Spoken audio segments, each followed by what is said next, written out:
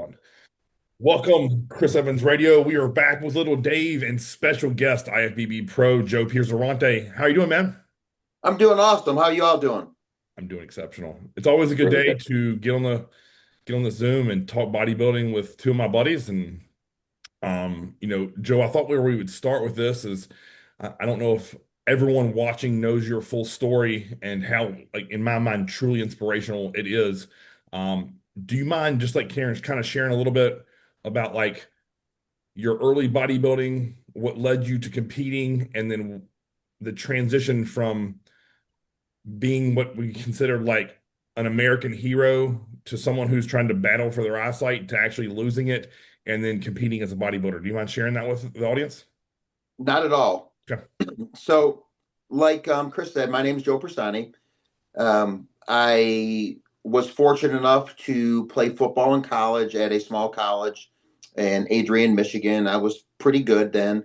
And, we won a couple league championships, went to the national playoffs. Then after college, I was looking for something to still be competitive as.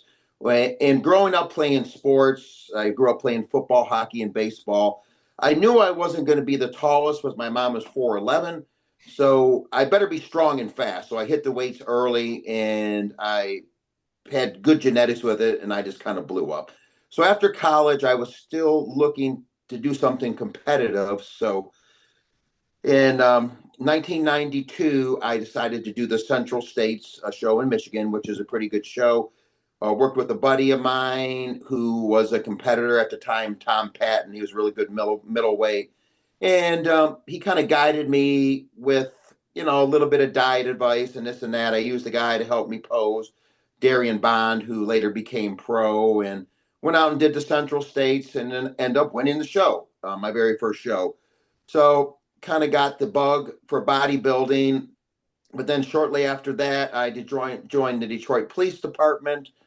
Did that for 4 years. Always still worked out, ate well, and lifted, of course.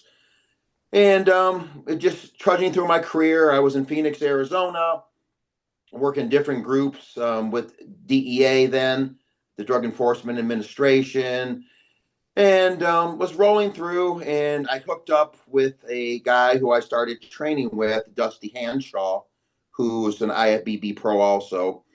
And I decided, just got a wild hair up my ass, I'm going to do the Arizona State Championship show. I haven't competed in a while. I'm like, let me see what I still got with this shit. Let me see if I can still do it. So started dieting, did the show, was working with Dave Palumbo at the time, and we kind of dieted me down a little more than I probably should have been. I was shredded and peeled, but I went from like 250 with some visible abs down to, even that show, down to the low 180. So I was a light heavyweight.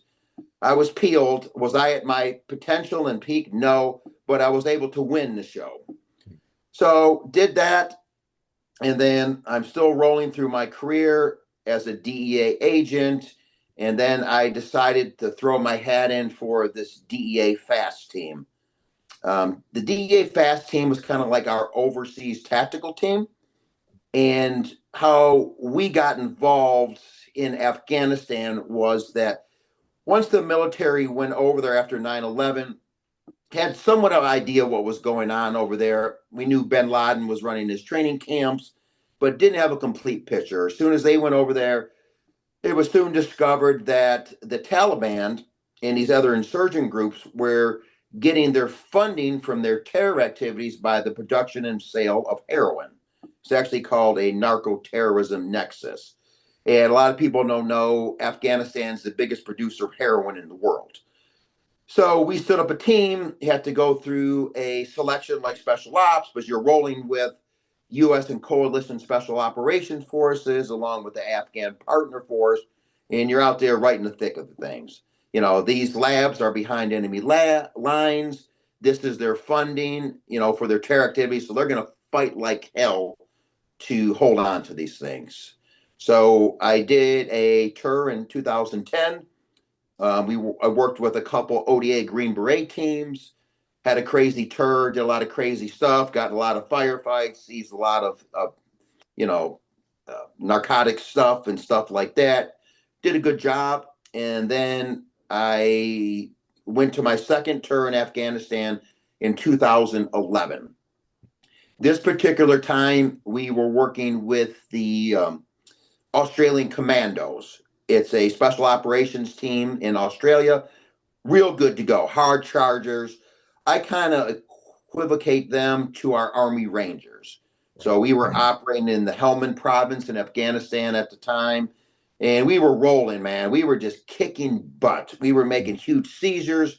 My second op that tour, we seized the biggest heroin lab up to date in Afghanistan, and we're just rocking through.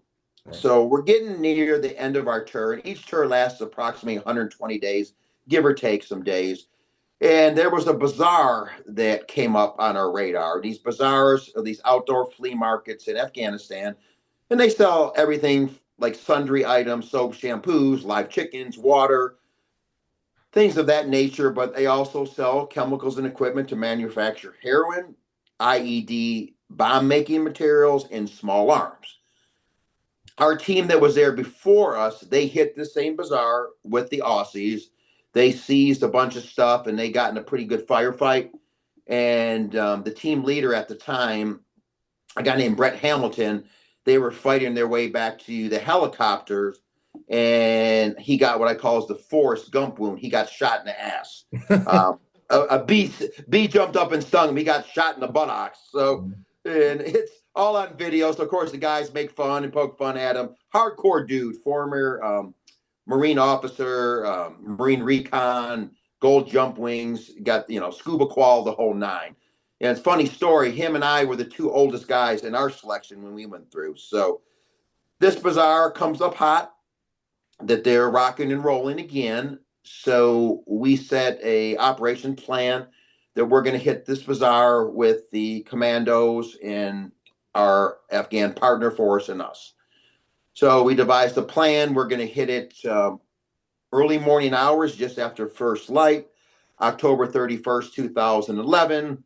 We're going to head in four helicopters, get a foothold. I was going to move in the bazaar with a mixture of fast team personnel along with our partner force. Another one of our fast agents was on the other side with the same makeup of individuals. The Aussies were providing the outer cordon around us to try to prevent the insurgents from moving in on us. But the only issue, the bazaar was in a valley. Mm. So anybody who knows anything about tactics, if you got the high ground, you got the advantage. So they had the high ground on us. So we're pushing through the bazaar. We start receiving some incoming gunfire, not real accurate. I remember I was standing outside of one of the stalls in the bazaar um, with the old beat up car behind me. I hear a shot fired. Okay, it's, everyday scenario, no big deal. Then I feel the back of my neck burn. And I was like, oh shit. So I'm like, sometimes, you don't feel the pain right away. I dive into the stall of the bazaar to see what I got going on. Put my hand on the back of my neck to see if any blood, no blood. I had one of the Afghans look at it that spoke decent English. He's like, okay, so you're all right, you're all right. But that bullet got close to my back of my neck that I feel at the back of my neck burn. So kind of had my guard up after that, using all the tactics, techniques, and procedures that I learned as a police officer in Detroit, on the SWAT team in Detroit, as a DEA agent, and as a fast team member. So we're rolling through, doing what we need to do. We seized quite a bit of heroin making material, and we called in for our helicopters to come pick us up. But during this time, the insurgents did kind of a call to arms over their loudspeaker PA deal, and they said in their language, Pashto, we have to have a translator translate it. Today's your day to die. We must rid the infidels out of your land. We must rise up. So the fire drastically increased on us, and we really heard the Aussies getting into it with them. We had the Marine Air Wing, the mall, providing close air support and helicopter gunships. They're rocking and rolling. We're doing what we got to do, destroying and taking pictures of our deal. So we're about to wrap up. So we call our helicopters to come pick us up. So we're moving out to our exfil locations, which are it's only about 400 yards away, not far, or 400 meters. And then we get bogged down in the gunfire. And so much so that we had to wave the helicopters off and tell, hey, man, just go rotor a short distance away. When we get set up, you come get us. So, okay, cool. We finally get to our positions. We get set up, and the helicopters come in. Three land. When one doesn't land, one of the helicopters was all Afghan crew and piloted, and that was the helicopter that was supposed to pick up our Afghans. So we go running out to our helicopter. Lo and behold, who's in ours? The Afghans are in ours. Instead of waiting for theirs to come, they just ran over to the next nearest helicopter. We're arguing and hollering with them to get off, and they're like, they're not moving. I don't blame them. I wouldn't want to go back into that hell. So we're just like, screw it. We don't want to get shot in this open field. Just go. And then we'll wait on the next one. We had, small arms fire coming in on us, PKM belt fed machine gun fire. So we take cover in a ditch. And then a short time later, the Afghan crew and piloted helicopter lands a couple hundred yards away. And it lands, and we know we can't stay there. We got to get the hell out of there. Because the more time we stay, it gives more time the enemy to amass on us. So we make a mad dash for the helicopter. I'm running for my life. I remember firing a couple shots on the run towards the insurgents that were shooting at us. And then everything else from that point on was all secondhand information told to me. So I guess I got to the helicopter near the front of the pack, and I started putting down covering fire for the rest of my teammates to get on or near the helicopter. And then once that happened, I guess my team leader hit me on my shoulder and said, let's roll. I turned left to run on the helicopter. And that's when I got hit. I got shot in the head. We believe it was an armor piercing round from a belt fed PKM machine gun. It's a pretty good sized round. The round went into the right side of my ballistic helmet, through my right temple, through the frontal lobe of my brain, out my left temple. I crashed down face first like a ton of bricks. Teammates thought I just flipped, but I'm not getting up. My team leader rolls me over. He sees the ballistic glasses I'm wearing. I'm shattered, and I got a hole in my head. They think I'm dead. They scoop me on the helicopter, throw me in there, and we take off. They think I'm dead. They just do a quick sweep to see if I'm alive. And lo and behold, I'm still alive. So they're doing a couple of procedures on me, and I guess I come to. I don't remember this. I sit up like Frankenstein and get combative. And they get me calmed down, treat my wounds, my head wound, treat me for shock. And then they rush me over to the base we were staying at with the Aussies, Tarrant Cout. We land there. They do what they can for me.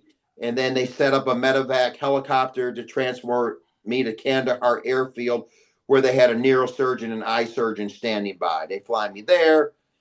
I arrive there. There's some talk that they might not be able to save me. And the surgeon's boss didn't think I'm survivable.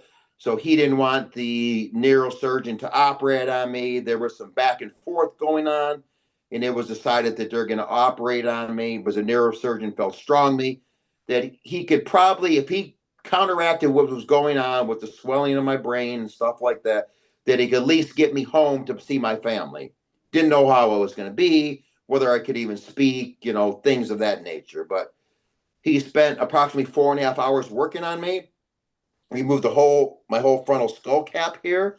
It's all now titanium, and put a catheter in to regulate pressure, to release pressure going down on my head. The eye surgeon came in. The round did not hit my eyes, but the pressure of the high velocity round going through my head ruptured both eye globes and detached both retinas. So she spent approximately 11 hours piecing my eyes back together with a microscope. And that's from her work in Afghanistan. There's That's one of the reasons that they think strongly they might be able to get me more sight back in the future. So they did that, flew me back home to the States. I was in Walter Reed National Naval Medical Hospital in Bethesda, Maryland. Spent 3 months there. Of course, when I got shot, I was a very lean 230, got down to about 160 pounds. And my ex wouldn't let him tell me what I weighed, but she knew I'd throw a hissy fit. And started doing, trying to live in the world of a blind person now, how to do the blind cane, how to do all that other mobility stuff and things of that nature. Like I said, spent approximately 3 months in the hospital and did my recovery. Then later went to blind school in Hines, Illinois, just outside of Chicago, which taught me how to be more independent. So, trudging on. Muscle memory is a hell of a thing. It didn't take me long to get my weight back up into the 230s and just cruising along. My wife at the time, who's now my ex, was competing in physique. And I was getting ready to head home for Thanksgiving. And I've always was following Shelby Starnes. And I made a call to my buddy, Scott Stevenson, who's also a pretty good national level bodybuilder. And hey, hey, we're headed home for Thanksgiving. You think you can talk to Shelby and maybe we can meet him to train at the original powerhouse in Detroit to have him get with my wife and see if it would be a good coaching match. So we go work out with him. And then I'm training with him and her. And he's like, man, Joe, you need to get back on stage, bro. I'm like, I don't know, Shelby. I don't know if I can do this blind. I really didn't have the confidence, to be totally honest with you folks. But he's like, no, Joe, let's try it. And I said, okay. He put me on a little diet for free for a little bit. And we got on the diet. And he's like, oh, no, Joe, you need to compete. So we picked a show at the Virginia Grand Prix NPC in 2015. Died me down. I was a heavyweight and I did the open and I did the old people masters class and won it all. I just remember being backstage afterwards, just crying because I couldn't believe I could still do this, in my situation and condition. So did that. We plan to do the. Can I stop you right there? Yes, go ahead. Okay. I just want to hit pause for one simple fact.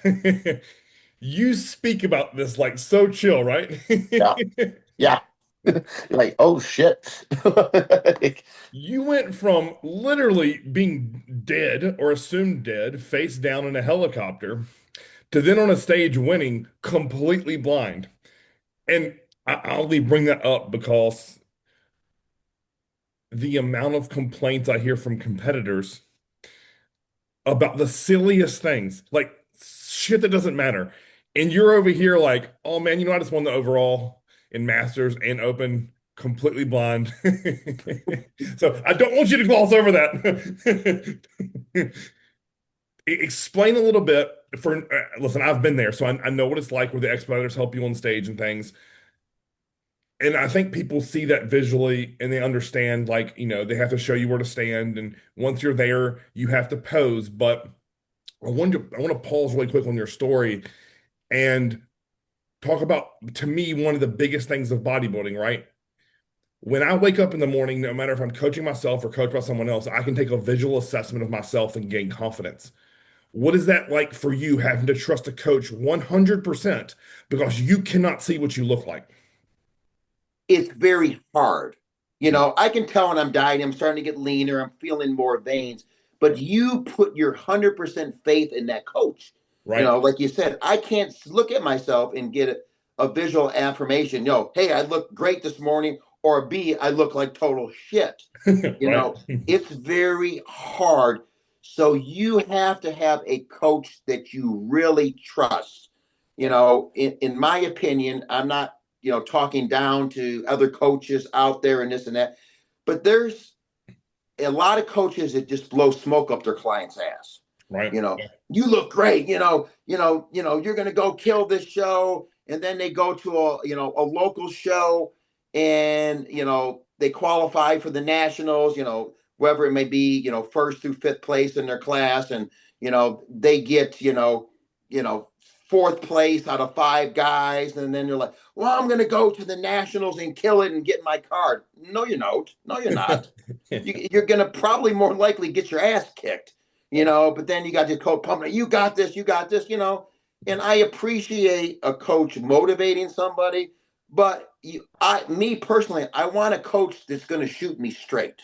If I'm not ready for a show or not ready for the national level or to do a pro show, I want them to say, hey, Joe, you're looking good, you're doing, but you're just not there yet, Right. because one, I don't want to go embarrass myself Yeah. and embarrass my coach because I'm a reflection of my coach.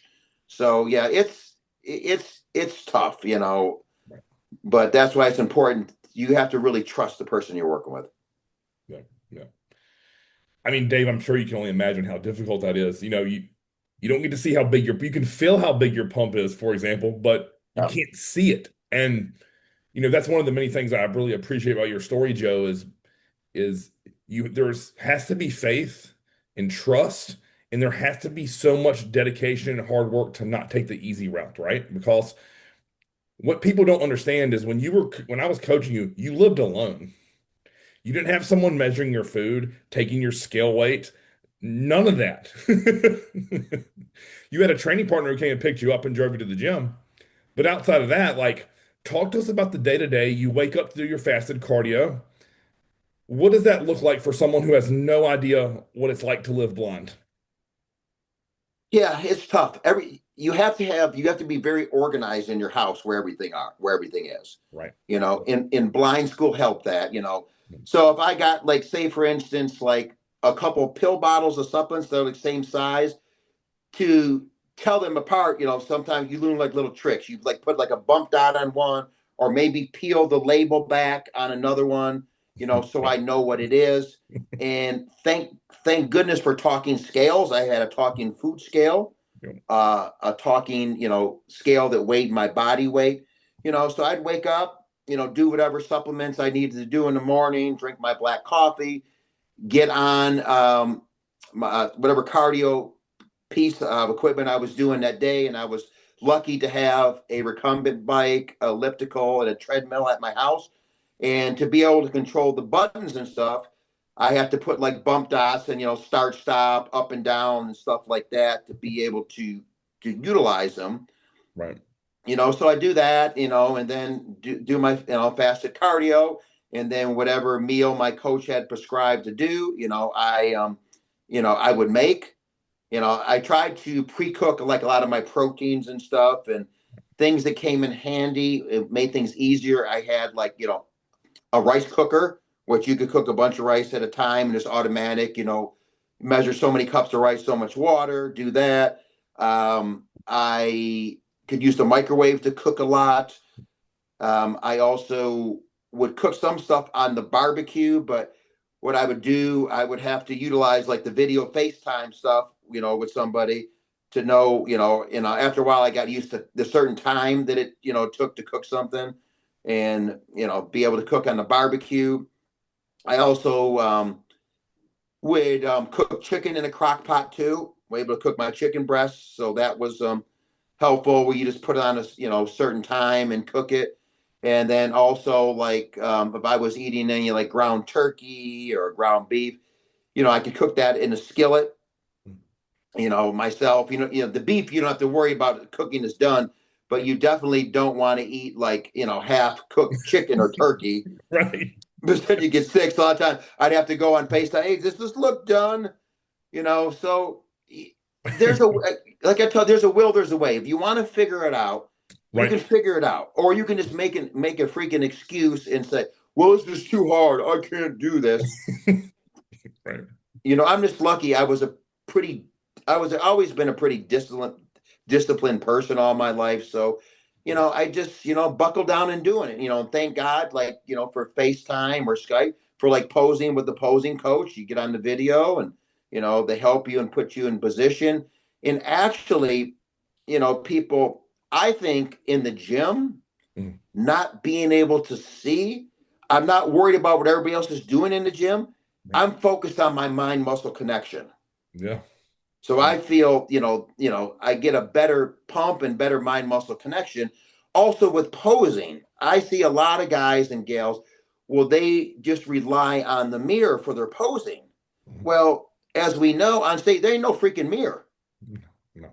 So Yeah. you have to get feel for when you're in the shot, Right. when you're hitting that shot. So I think that helped me in a way on stage posing, other than an expediter, has to, get you out there, get you in the right spot. And then when you're doing your quarter turns, I would talk with them real quick before, hey, if I'm not straight in my quarter turns, just, whisper me how to adjust, Right. so that helps. And, and you were in the audience, Chris, when I did Chicago Pro in 23, like Yep. other than the expediter helping me out there, I would say that it'd be hard to know I was even blind out there. 100% agreed.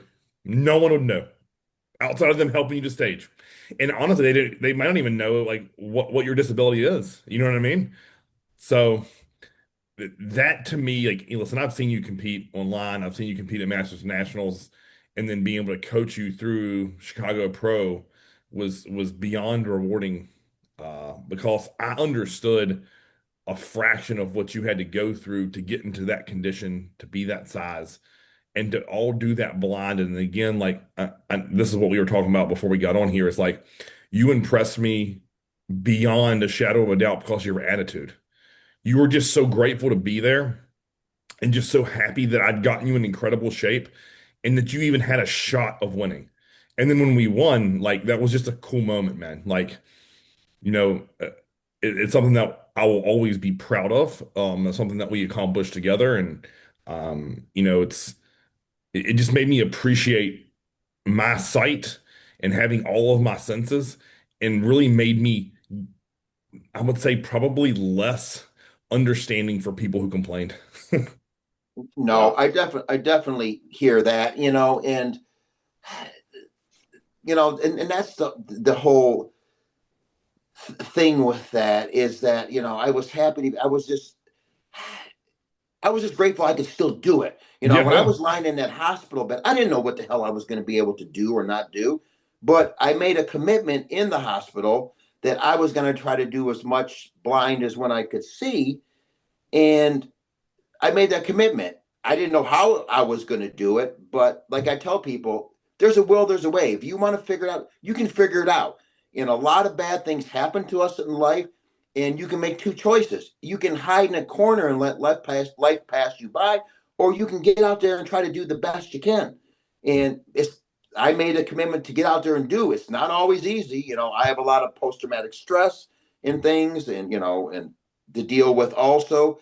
But if you want to do it, you can do it instead of just freaking complaining all the time. And that just makes me, it irritates me when people bitch when, like you said, they have all their senses, and you're Right. dealing with somebody to me, and it's like, when I tell people I compete, it's like you compete with other people with disabilities. No, I'm the only one out there. Right. Yeah.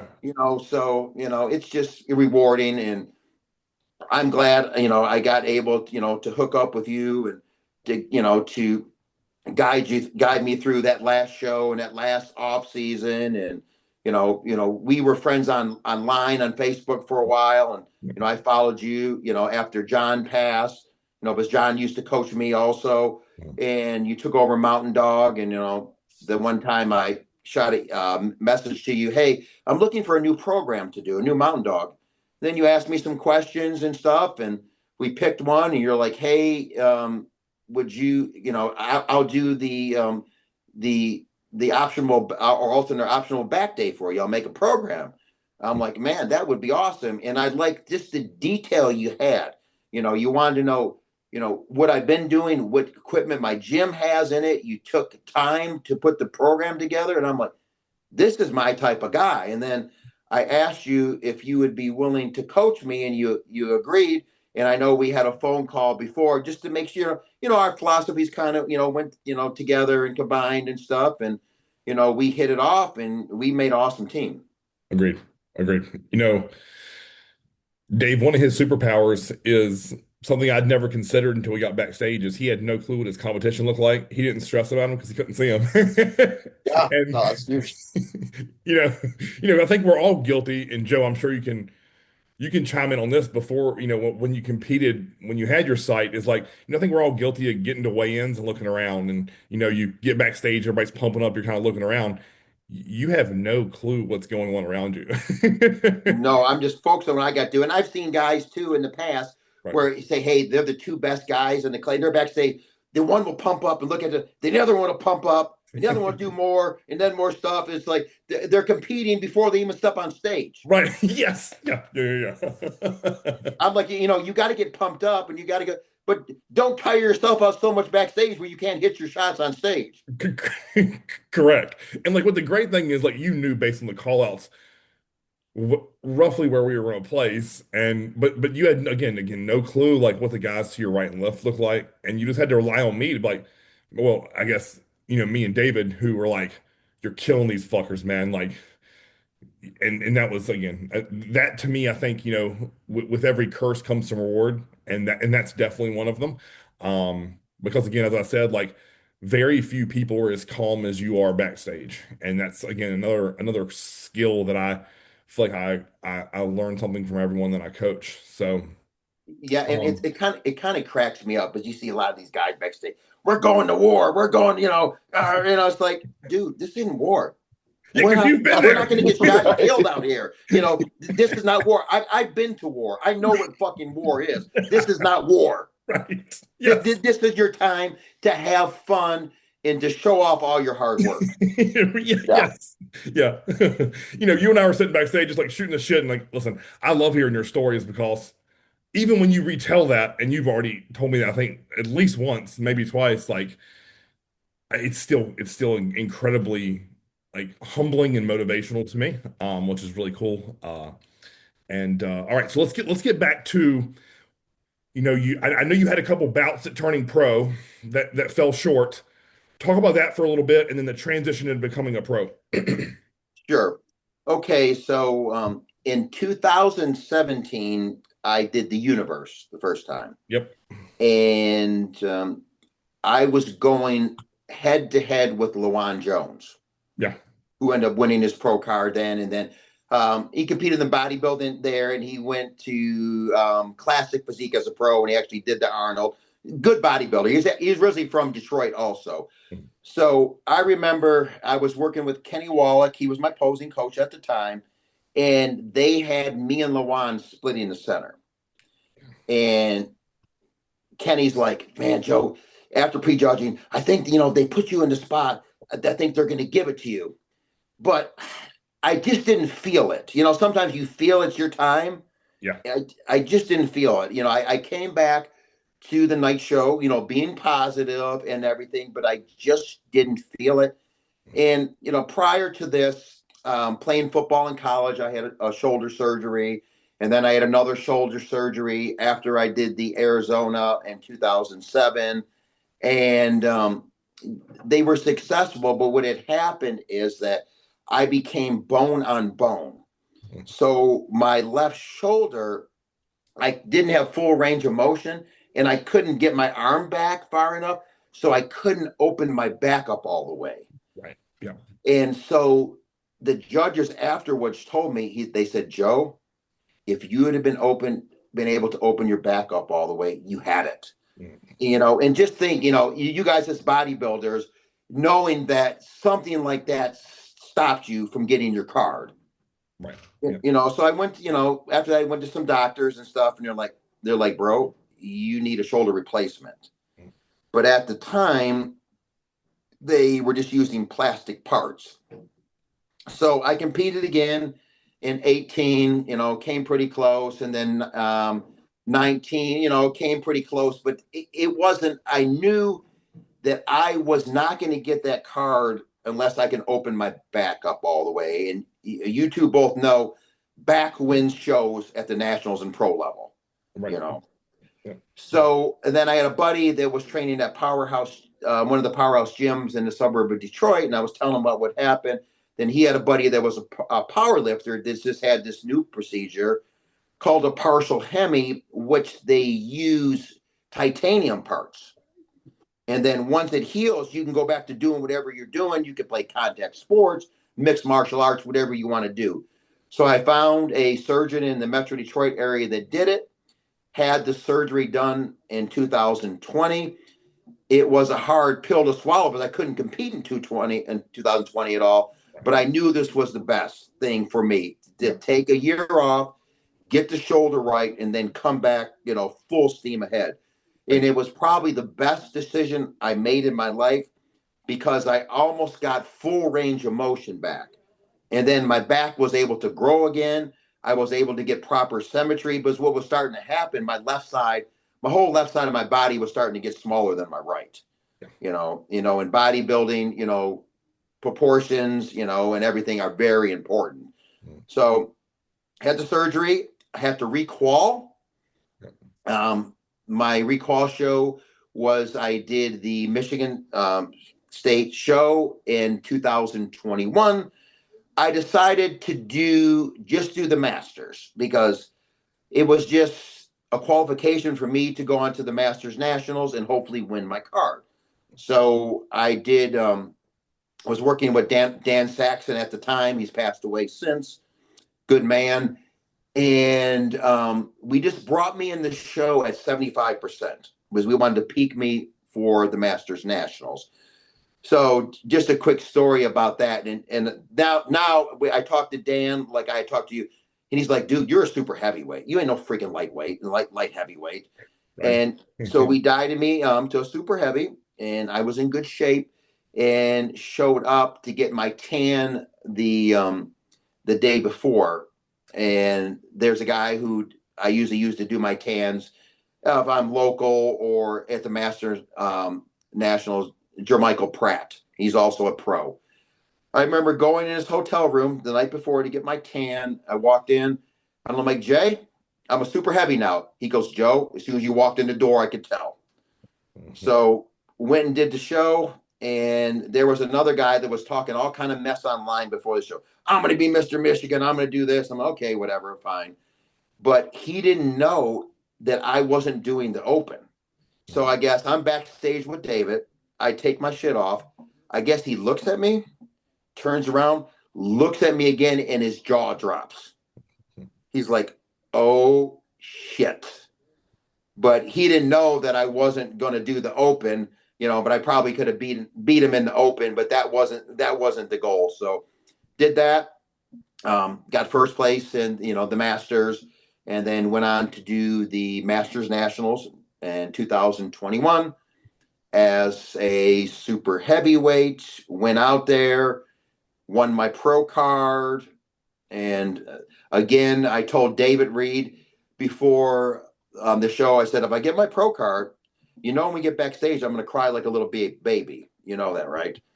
So went out there, won my pro card. You got your medal around your neck. You got the supersized pro card like you won the Publishers Clearinghouse sweepstakes.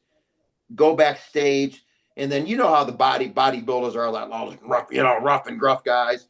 Everybody stands up and starts clapping, Oh, yeah. and then here's me. Ah! Dave starts crying, and everything. So then, regroup, get ready. My coach at the time had passed away right after the Michigan. So I was working with Justin Harris, which he had helped turn David Reed pro also. So he helped me, get my pro card there. Went into the Chicago Pro Masters in 2022. Ended up doing two age classes, the 50 to 59 and the 40 to 49-year-old class. I ended up getting second in both. And the criticism was for the 50 to 59-year-old class, I needed to be leaner from the back. Yep. That was only criticism. So that's at the point wherein, I started talking to you after that show, looking for a new program, and, finding, this your attention to detail is what I like. And then hooked up with you. We got a good off season going together. And this is one thing I want to stress too with people who are going to use coaches. It's in your in your best to work with a coach in the off season so they can learn your body before you start prep. And now Right. I don't know if you agree with this or not, Chris, Yeah. being a coach. I do 100%. Like, I mean, I'll definitely start a prep with someone if that's where time is. But I much prefer at least a 12-week all season into a 18-ish week contest prep. You're the same way, Dave, I'm sure. Oh yeah. The dudes you get in the off season into prep are so much better than also every single time they're in a better headspace. Yeah. Yeah. The amount of times I've gotten someone they're like, "Hey, I'm 15 weeks out. I have no idea what I'm doing." And you're like, "Well, what are you doing?" And you're like, "Fuck." Right, right. Yeah. Yeah. Yes. I mean, Joe, I'm sure you can speak to this. Like we had built your food up really high. So you were in a great starting spot to Yes. begin prep. And when the judge's feedback is be leaner from the back, I think I warned you countless times, like, hey, look, when this gets hard, it's going to get hard. Yes. And I mean, listen, I knew through knowing you online, watching your story, and then just the conversations you and I had on the phone, like I knew you were willing to pay that price. And when I had to call on that, you didn't blink. It was okay, cool. We got to get this done. Let's do it. Get the fat off. And then once the fat was off, you and I were talking this before even Dave got on. It was like that was probably one of the biggest turning points of that prep for you is I'd driven you into the damn dirt. And then we were posing one day and I just stopped you and I said, it's time to get some food in you. And then that's when I think your body came to life. And that's what gave that was a turning point, right? Because I could have pushed harder and said, we got to go more and further deeper into that hole. But when I pulled that cord, essentially flipped the script, that's when your body really responded favorably. And that's what I think won you that show, if I'm being honest. 100%. I agree 100%. Because I'm like, I'm one of these persons. I'm never going to quit. I'm never going to say it's too hard. But honestly, I was glad you said that, bro, because I was hurting. It took everything I had just to sit on the couch, to get up, to move positions, or even like in between sets at the gym. Right. You could ask my training partner, Tom, I had to sit down. I was exhausted. Mhm. I was like beyond. I was like, I went through, the special ops selection. I've been dog tired and beat up, but I was like, dude, I was like a walking zombie. Right. Yeah. Yeah. And listen, I think a lot of times people think I want to put people through that. And I didn't, but I knew what you hired me for. And you said, hey, look, like leaner from the back. And I said, all right, we can go into that fats off. And you just got to trust me that I'll bring you back to life. And, Dave, I'm sure you can speak to this as well. Like I've pushed you to places where most would tap. And then I'm like, okay, we're good. Let's fill up. And then let's go back into the pain. And then let's go fill up again. And then we're shredded and we just cruise into the show. And I know Yeah. that that's not the way everyone coaches people, but like for the guys who I know can take it like you two, I don't stress about that one singular bit. Yeah, that's fair. The That's like the fun part because like we get to find different levels of our being ourselves, and then it's directly related to our outcome. Right. Yeah. Yeah. For you, Joe, what was the most rewarding part of that prep? Like ending your career on a win? Was it being with your buddies backstage? What wasn't? Of course, being with my buddies and my coach backstage, I tell people bodybuilding is a team effort. You have to put the work in, but especially with me, with my situation being blind, I need a team. Yeah. I need a posing coach. I Yep. need, a coach like a diet, nutrition, supplement coach, and I Mhm. need I need friends to help me. Right. That's why I was very grateful that Dave was able to, go to my shows with me, and then to top off your career with a win as a pro. There's nothing like that. I never thought after I got hurt that I would get a pro card in the IFB. I never thought in a million years I could do that. You Right. know, never. And here I'm at, as a young kid looking at the magazines back in the days in the 80s and 90s. Man, these guys are incredible. I wish I'd look like that. I wish I was a pro. And then sometimes I can remind myself, Joe, you're a pro. Right? You won a freaking pro show. Right. And I got picked to do the Masters Olympia that year. Out Right. of 300 master pros that put in, they picked 19 of us. You Right. know, so unfortunately, I pushed myself to the limit, and Right. after that show, my body started shutting down, and Right. we weren't able to do the Masters Olympia. Right. But I just felt good that I got chose to do that. Maybe I could have pushed through, but like I was talking, to you and telling my friend, it's not worth dying over. Oh, hell no. Wasn't even close. It's not worth dying over, a freaking trophy in a small check. And I tell people, bodybuilding, it's the only pro sport you got to pay to compete as a pro. And I tell people, Right. that Yeah. Chicago Pro in 2023, I got a second in the first place and I won a whopping $1,200. Right. Right. Yeah. That barely paid for the hotel and the tan. Right. But you do it for the love of it. You do it for Right. the love of it. Yeah. Dave, do you have any questions for him in terms of like mental or like the physical side of what he has to do to accomplish and compete? No, honestly, I'm just like in training, like the training partner concept has got to be like phenomenal. Because like you're just gonna, I'm gonna assume you're just gonna push until like shit starts being like you have to trust them to spot you really well. Yes, yes. Especially, you've been doing working with Chris and doing these mountain dog work. Sometimes you're taking the set to basically you're about to, to fall down and pass out.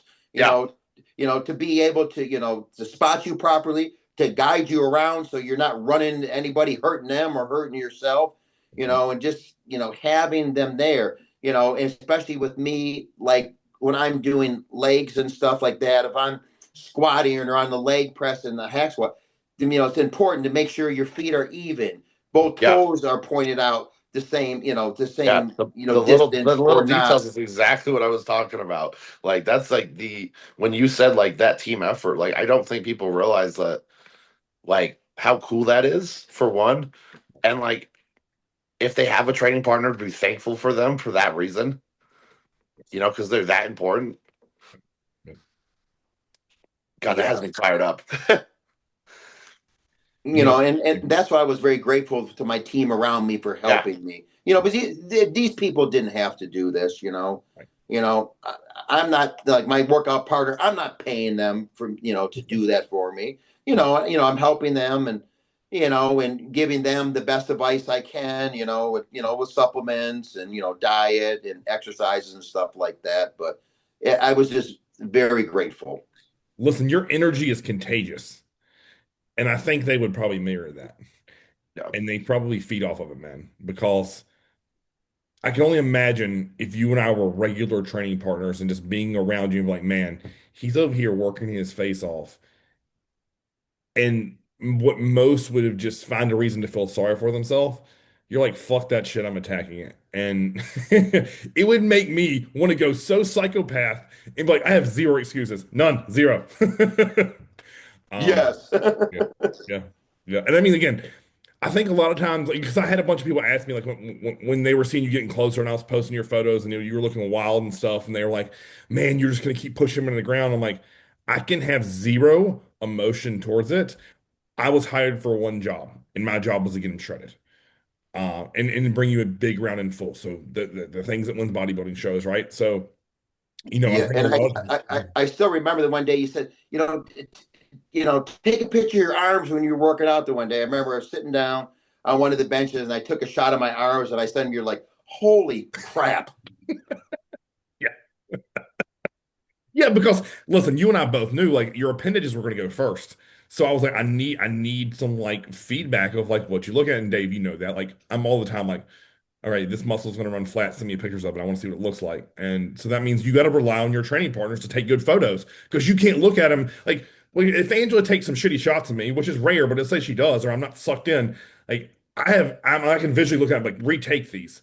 But you had to trust that training partner to take those photos of you and send to me so that I could get an assessment on it.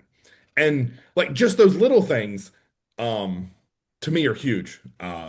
and such a cool part of your like legacy and story, man. Like I wish more people would be able to hear this and relate to it the way I always looked at it is, you know, how inspiring this story is from, a man who was fighting for our country to then fighting for himself on stage and like not giving up on a dream you had as a young boy and young man. And like that to me is beyond badass and a story that needs to be shouted from the rooftops.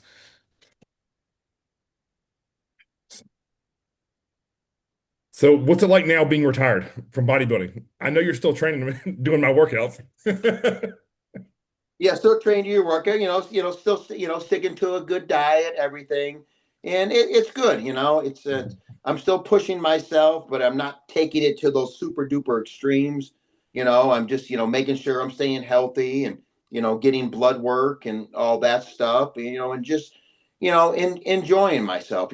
Do I miss competing? Yes, I do, but I felt that I accomplished everything that I wanted to accomplish, and I got out of this with my health, which I want to maintain, which I think is important to me. And I stress with the young kids coming up, make sure you're watching your health.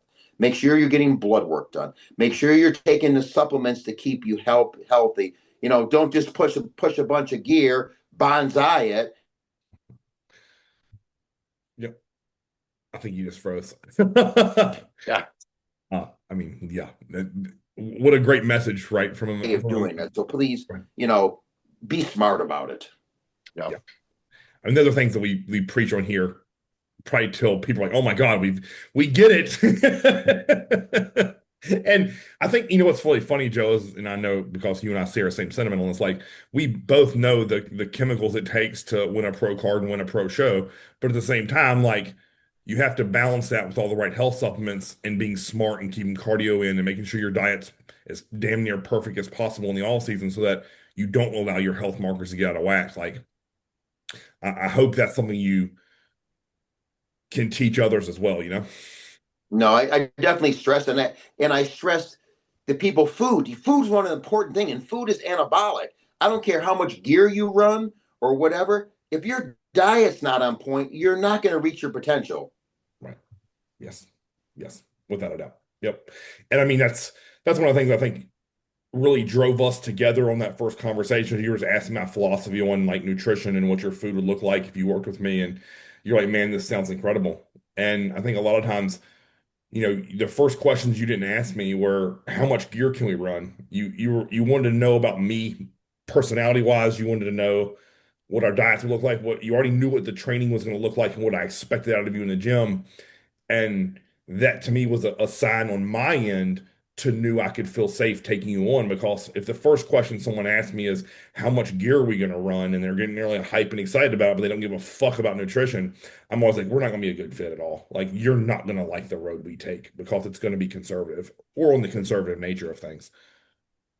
Yes, and I want to give you kudos too, Chris, that you always lead by example, and I respect that. So I always too, like when I send pictures or was training and that, I never wanted to let you down because I knew that, I have a lot of discipline, but I tell people I have a lot of discipline, but you should see the discipline that Chris Edmonds has. It makes me look like crap. Listen, man, like it, I wasn't God gifted genetics for bodybuilding physically. And as I think I've shared this with you before, I know Dave, you and I have had countless talks about this. Like, what I was given was the ability to follow a plan and not give an absolute fuck what other people thought about it. And Mm-hmm. if that means eating my Tupperware on Thanksgiving and Christmas, I did it. If that meant sneaking food into a movie theater with my wife in her purse, I did it. If that meant waking up at 4 a.m. to do a workout as opposed to missing it, I was going to do it. And to me, like that's what I always felt like was contagious to the people that wanted to hire me. And not to toot my own horn, but the stuff that I post online is 100% authentic 100% of the time for me. It isn't a show for Instagram. Dave, you stayed at me with my house. We've been multiple trips together. What I expect out of you, I expect out of me. It's as simple as that. Yeah. And it's the same way, like that authenticity is huge. Like there's so many people nowadays where like, they just go on preaching about retatrutide and not following a diet, but they do neither of those things, you know? Yes. Yeah. Yeah. And again, that's what I think has always driven me to guys like you and Joe is just the relentless ability to attack something that you're focused on.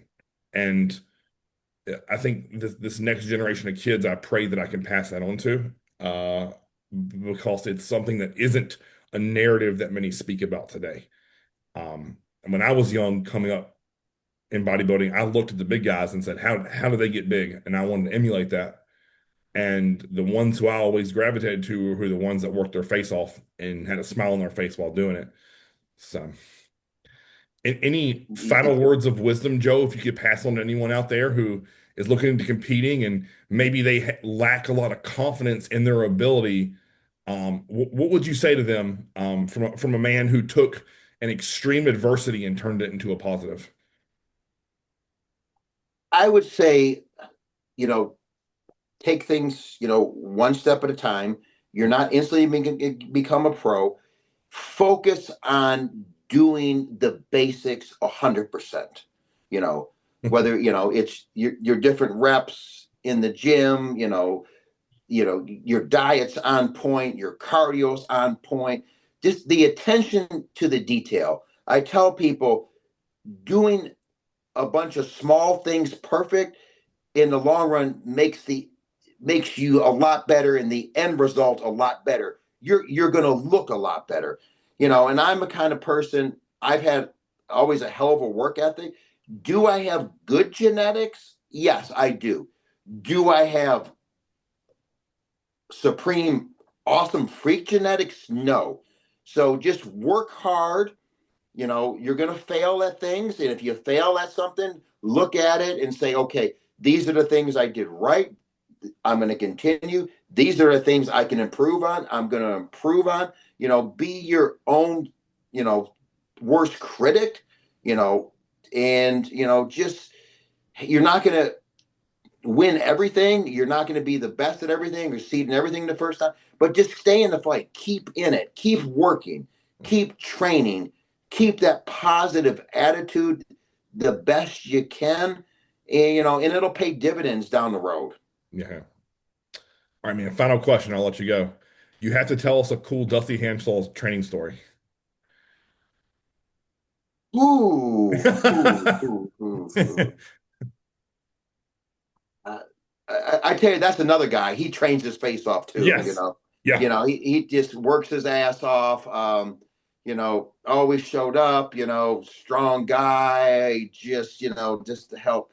Just a very motivating guy. Um, I don't necessarily have any blooper stories with Dusty. No, I want to hear about a time in the gym that you were just like, what the fuck? Yeah, I think Dusty was always a real strong deadlifter.